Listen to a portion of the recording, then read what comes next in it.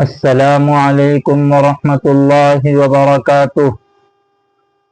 مخلص ناظرین اور فرزندان اسلام سامعین، گزشتہ کل کی سابق ویڈیو محبت وحی اور منبع رشد و ہدایت مدینہ منورہ سانح اللہ من الشرور والفتن ومن الدجاجلہ کے اندر واقع مقامات قبولیت دعا سے متعلق آپ کی خدمت میں ارسال کی گئی تھی، اور چونکہ اسلامی ہجری سال کے جاری مہینے ذی الحجہ کی 18 تاریخ میں تیسرے خلیفہ راشد داماد رسول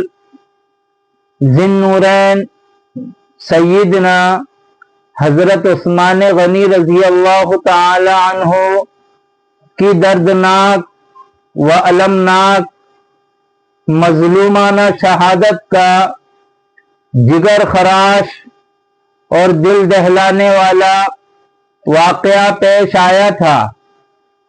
اس مناسبت سے آج کی ویڈیو میں صحابی رسول جامع قرآن حضرت عثمان بن عفان رضی اللہ تعالی عنہ کے احوال زندگی پیش کیے جائیں گے، تاکہ انہیں سن کر ہمارے ایمان میں تازگی پیدا ہو اور دین اسلام کے لیے ہمارے دلوں میں بھی کچھ کر گزرنے اور قربانی دینے کا خوابیدہ حوصلہ زندہ و بیدار ہو جائے۔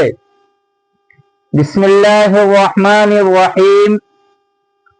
حضرت عثمان غنی رضی اللہ تعالی عنہ اسلام کے تیسرے خلیفہ راشد تھے۔ خلیفہ راشد اس شخصیت کو کہا جاتا ہے جو اسلامی تعلیمات کے مطابق اور رسول اللہ صلی اللہ علیہ وسلم کے طریقے اور طرز پر حکومت کا نظام چلائے۔ یہ عشرہ مبشرہ میں شامل ہیں۔ عشرہ مبشرہ ان 10 صحابہ کو کہا جاتا ہے جن کو رسول اللہ صلی اللہ علیہ وسلم نے دنیا ہی میں ایک ہی مجلس، ایک ہی بیٹھک، ایک ہی وقت اور ایک ہی سلسلے گفتگو میں جنت میں داخل ہونے کی بشارت دی تھی۔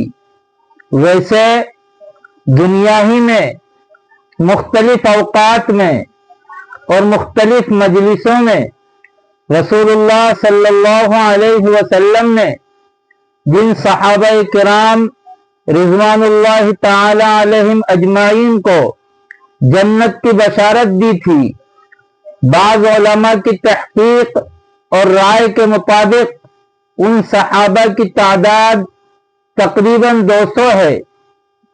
حضرت عثمان ذی النورین یعنی 2 نور، 2 روشنی اور 2 اہم خوبی و کمال والے کے لقب سے مشہور ہیں، کیونکہ حضور صلی اللہ علیہ وسلم کی 2 بیٹیوں رقیہ اور ام کلثوم کے ساتھ یکے بعد دیگرے ان کا نکاح ہوا تھا۔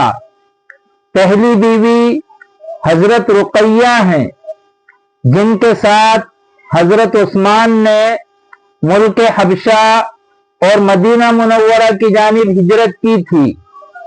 پھر سن 2 ہجری میں غزوہ بدر کے زمانے میں ان کے انتقال کے بعد حضور صلی اللہ علیہ وسلم کی دوسری صاحبزادی ام کلثوم کے ساتھ ان کا نکاح ہوا تھا، جن کا انتقال سن 9 ہجری میں ہوا۔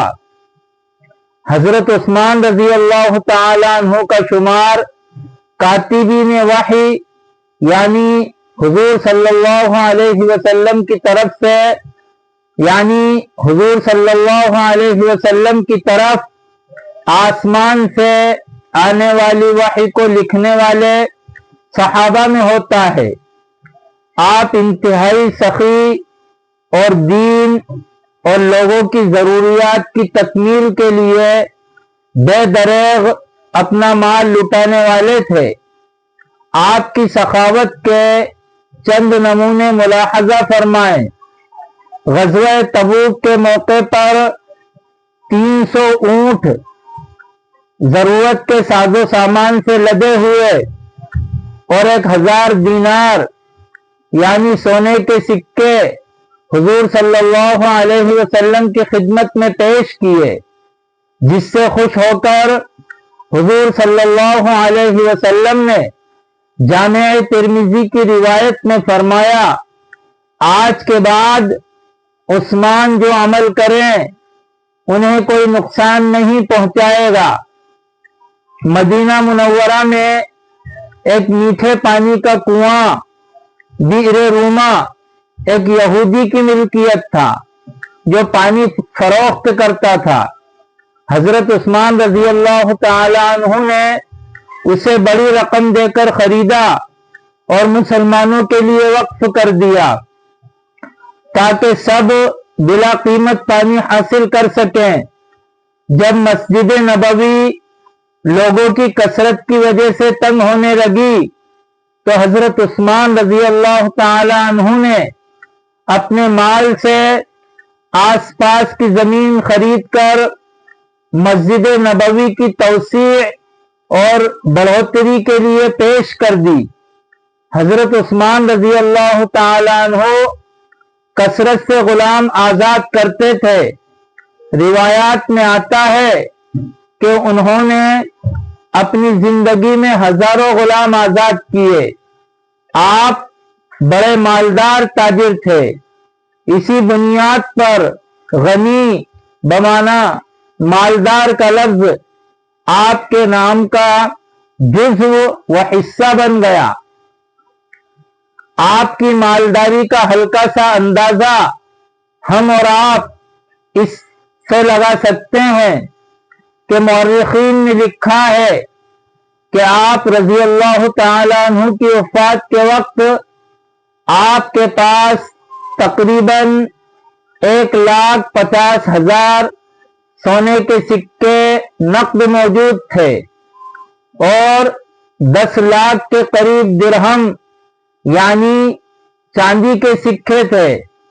اس کے علاوہ وادی قرا، حنین اور دیگر مقامات پر آپ کی وسیع و عریض جائیدادیں اور باغات تھے۔